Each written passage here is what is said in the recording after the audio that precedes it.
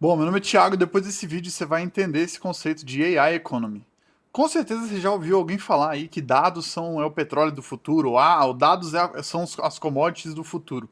Então eu vou te mostrar aqui hoje que não só dados, mas não só computação, mas também não só energia, mas um equilíbrio, né, e uma linha muito tênue entre essa correlação entre esses três fatores realmente vão delimitar como é que funciona e como que a evolução da IA vai se dar no nosso futuro, tá? Então, as verdadeiras commodities do futuro, AI Economy, como dados, computação e energia impulsionam as novas ondas de inteligência artificial. Então, primeiro, para a gente entender aqui, AI Economy, né, é o resultado do impacto econômico gerado pelo desenvolvimento e aplicação de tecnologia de inteligência artificial. Isso aqui transforma diversos setores, aumenta a eficiência e cria várias novas oportunidades de negócio, e é o que a gente já está vendo acontecer aí no mundo inteiro, né? E quais são os pilares que sustentam essa evolução e a evolução desse conceito? São dados, é compute, né, poder computacional e energia.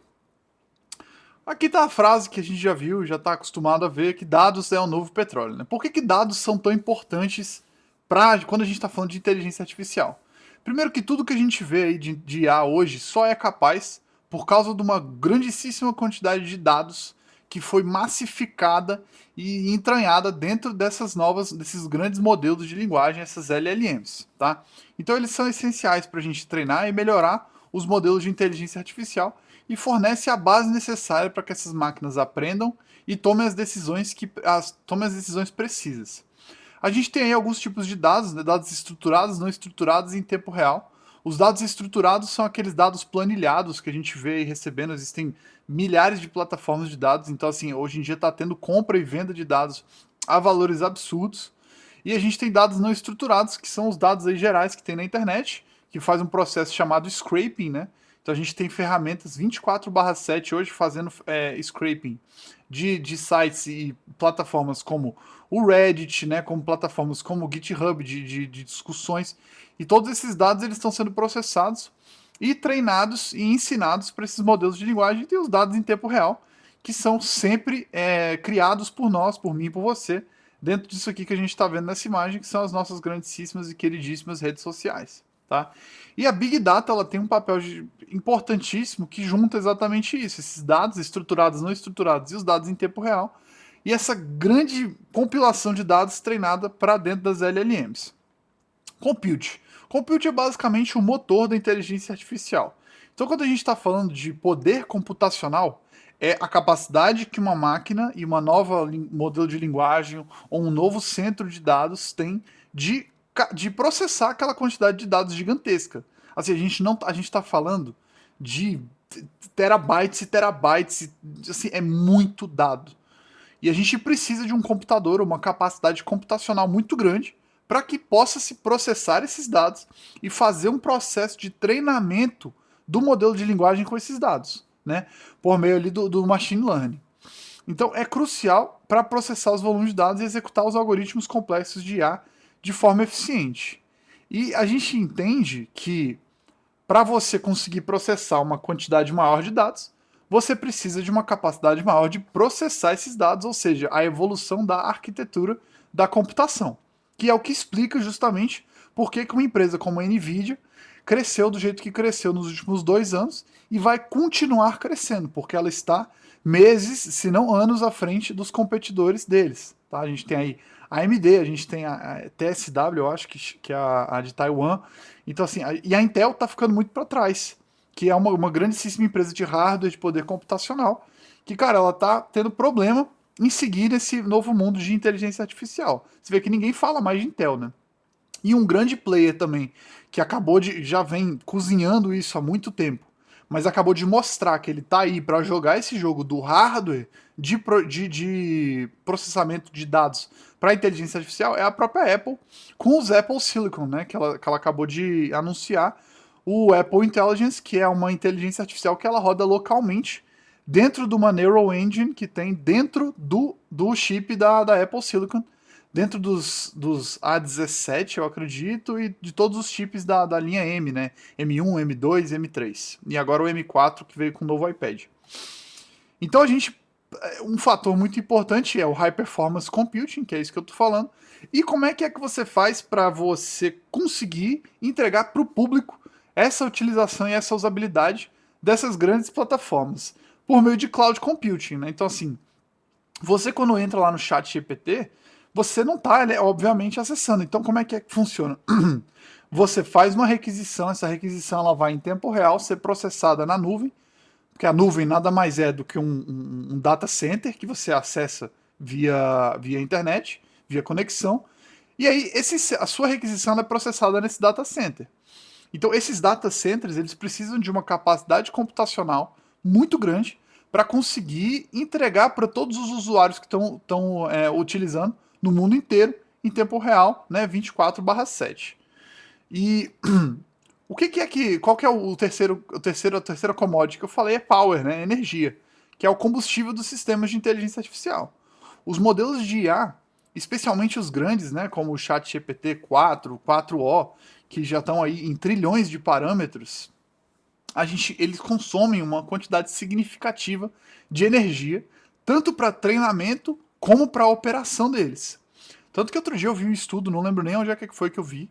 Não era um estudo, eu vi um youtuber falando que cada vez que você faz uma requisição pro. Cada vez que você faz uma requisição pro chat GPT, são 2 ou 3 copos de água. Porque ele faz uma comparação, o quanto de energia que está sendo usado naquela operação e quanto de energia que é necessária para produzir, sei lá, 500 ml de água limpa, entendeu? Então, assim, é muita energia. E aí você entende que a crescente demanda por essa energia ela levanta essas questões de sustentabilidade e impacto ambiental. Por quê? Cara, o Silicon Valley e absolutamente todo mundo que está falando de grandes modelos de linguagem, esses caras eles só têm uma coisa na cabeça deles. Vamos treinar um modelo cada vez maior. Para treinar um modelo cada vez maior, a gente precisa de mais dados. Só que daqui a pouco a gente vai chegar num gargalo de, puta, qual que é a quantidade? A gente já treinou tudo que a gente tem, né? A gente já exerceu nossos dados, então a gente precisa de mais dados, a gente precisa de mais capacidade de computação, e para isso a gente vai precisar de energia. Só que a utilização de energia, ela não cresce de forma proporcional à quantidade de dados e ao processamento que você está tendo. Então, por exemplo, esses chips de processamento, as GPUs, né, que são utilizadas para fazer os treinamentos dos modelos de linguagem, elas não consomem mais energia de forma proporcional à evolução dela. Então, assim, uma GPU que ela tem a capacidade de processamento 1.3 vezes maior do que o modelo anterior, ele não gasta 1.3 vezes mais energia. Não, o consumo de energia ele cresce numa exponencial. Ou seja, a gente tem cada vez mais consumo energético e a gente não tem uma evolução tão grande desses treinamentos. Então qual que é o gargalo que a gente tem aqui? Ou a gente vai encontrar uma forma dessas engines, né, do motor que faz esse processamento de dado, conseguir consumir menos energia, ou a gente vai ter uma geração mais eficiente e sustentável de energia, né? Então, assim, vamos ter que entender qual que vai ser a saída, porque dessa forma a gente vai chegar num platô que a gente não vai conseguir mais evoluir. Porque, cara, assim, a gente já tem grandes estimativas que os humanos, eles daqui a 10 anos, cara, a gente vai usar só 10% da capacidade energética que está sendo produzida na Terra. O resto vai ser tudo para inteligência artificial e para esses modelos de linguagem, para o AGI, né? Então, assim, tudo que a gente está construindo hoje em dia está baseado nesse platô de energia. No ponto que a gente está hoje, a gente não consegue mais evoluir por conta desse gargalo energético. Porque a gente já está em um momento que, cara, se eu não me engano, o treinamento de um modelo de linguagem como o GPT, porque, por exemplo, a OpenAI ela só liberou para a gente os dados do quanto que eles gastaram de energia para treinar até o GPT-3. Então depois do GPT-3,5, GPT-4, GPT-4o, a gente não sabe, nem sabe quanto de energia que foi usado. A gente só pode estimar. E a quantidade de energia que foi utilizada para treinar o GPT-4o, que é 1,5 trilhões de parâmetros, é uma capacidade de energia que poderia fornecer energia para quantas residências da média de consumo brasileira durante um ano. Então, assim, o número é bizarro, tá? Então, a gente precisa entender a nossa capacidade de produção energética e o quanto que a gente consegue entregar para a inteligência artificial. E os gargalos são esses, ou é menos consumo, ou é mais energia. ou uma geração mais eficiente. E qual que é a sinergia que existe entre dados, computação e energia? É exatamente isso. A coleta e o processamento do grande volume de dados exige um poder de computação significativo, que por sua vez consome grande quantidade de energia. Então, o treinamento e a utilização das grandes modelos de linguagem como o GPT-4 envolve o processamento de uma quantidade absurda de dados.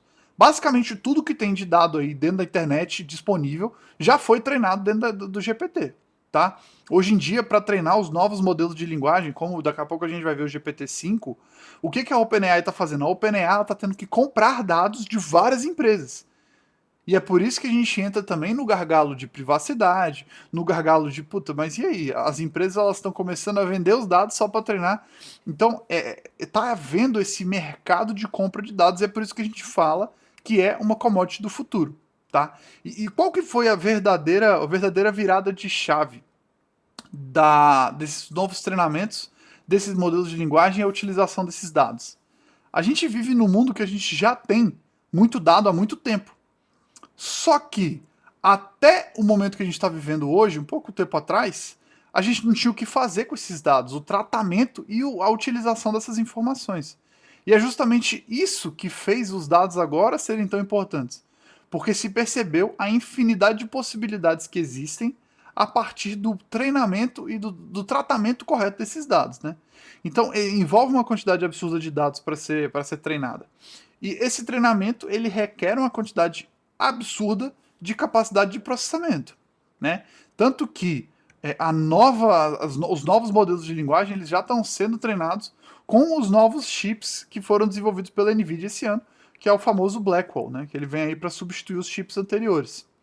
Muito mais potente e muito mais, inclusive, mais eficiente em relação à capacidade computacional e gasto de energia, tá? E isso ocorre em data centers que consomem muita energia. Então a gente já está tendo nos Estados Unidos, alguns estados já estão proibindo a construção de data centers, porque se tiver mais um centro de processamento de dados no estado, o estado não vai conseguir mais suprir a demanda energética dos cidadãos. Então, olha o momento que a gente está vivendo hoje. A grande corrida agora é o quê? Como que a gente vai produzir energia o bastante para conseguir suprir essa demanda de capacidade computacional? Por quê? Porque, primeiro, hoje, dentro da NVIDIA, a gente já tem um time de agentes de inteligência artificial trabalhando 24/7 na produção de novos chips. Esses chips, essas GPUs, essas TCUs, elas já estão cada vez mais conseguindo processar uma quantidade maior de dados, só que a gente precisa entender o quanto que a gente consegue produzir de energia. Então, a gente já tem também rumores de uma estação de produção de energia nuclear, né, uma usina nuclear, que o único objetivo dessa usina vai ser produzir energia para um data center. Então, os treinamentos de modelo de linguagem, eles já estão chegando a um ponto que uma estrutura que conseguia, às vezes, por exemplo, como é o caso da Europa, que uma usina nuclear consegue entregar energia para uma grande porção de um país, ou até um país inteiro, está sendo hoje utilizado para entregar energia e fornecer capacidade energética para um data center. Então, eu acho que isso coloca bem na proporção do quanto que é de energia que é necessário para fazer essa capacidade de processamento de dados. E qual que é a conclusão disso, né? A gente vê todo mundo falando dados é a nova commodity, dados são a nova commodity. Só que as verdadeiras novas commodities são dados, computação, poder computacional e energia. Então, por exemplo, quando eu penso nisso, aonde que eu penso, por exemplo, na minha alocação de recursos, nas minhas apostas para o mercado futuro? Esses são os 3 tipos de empresa que vão realmente explodir nos próximos anos. Empresas de processamento de dados, tratamento de dados, obviamente empresas de energia e empresas de computação, que é o que a gente está vendo aí de hardware para computação, que é o que a gente está vendo da NVIDIA. Então, cara, AMD, TSW, muito provavelmente são empresas que vão crescer o seu valor de mercado. Porque elas não vão ficar para trás, apesar da Nvidia estar muito grande, essas empresas elas não vão ficar para trás, até porque a gente não vai estar chegando aí num monopólio. A gente vai ter essa competição de mercado, principalmente de hardware. Então, a gente precisa entender esse equilíbrio fino, que agora você entende esse termo AI Economy, que é como que esse impacto está trazendo para o mundo que a gente vive hoje em dia. Fechou? Então é isso, tamo junto, até a próxima.